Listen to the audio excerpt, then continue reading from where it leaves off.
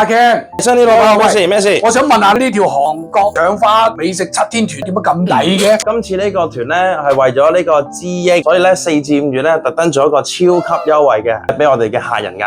呢個7天團重點會放喺一個鎮安嘅地方，喺韓國嘅知英。知英咧同平時好多客人睇嘅櫻花有少少唔同，知英咧就喺地下嗰度山上，成個山頭都係粉紅色，非常靚。除咗睇花之外，仲有咩睇啲？除咗呢個之外咧，我哋仲會玩多個紅屋村。完咗個有咩咁特別咧？咁我哋會預埋時間喺入邊影相、打卡啦、行街睇嘢。呢個之外咧，仲有啲咩景點？有個位置咧，我哋叫做全州教堂。上次我去到，啲團友都話：哇，以為自己去咗歐洲。所以呢個地方好值得我哋去。有冇啲嘢買？今次咧，平時啲香港 fans 好中意咧行下超市、行下啲街市，所以我特登喺韓國揾一個好地道嘅街市，叫做阿里郎。有冇聽過老闆？呢個阿里郎，我哋經常去朝鮮嗰時就聽過。頭先講咗啦，食又點咧？我哋同平常嘅韓國團有好大分別。10幾年前咧，大家喺韓國食完嗰啲嘢之後咧，話以後都唔去韓國，因為日日都泡菜。所以咧，我哋今次特登搜羅翻成個韓國當地啲特色餐廳，唔係食團體餐啦，每餐都特色餐。譬如可能有啲豬手啦、韓式火鍋甚至一啲自助餐咧，都會安排俾大家嘅。咁幾好食喎！住又點咧？我哋今次咧特登安排一啲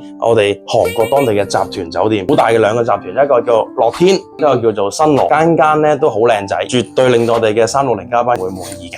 如果我哋今次咧就想去睇呢個賞花7天團咧，去邊度報名？嗱，我哋公司咧有10間門市，你想唔想知10間門市喺邊？不妨喺我哋下邊留言啦。另外我哋仲有一個電話熱線中心，老闆請問幾多號？212777577，歡迎大家去我哋旅遊360嘅門店或者係熱線電話查詢報名，位置有限㗎，大家記得加緊去報名。多謝大家，多謝支持。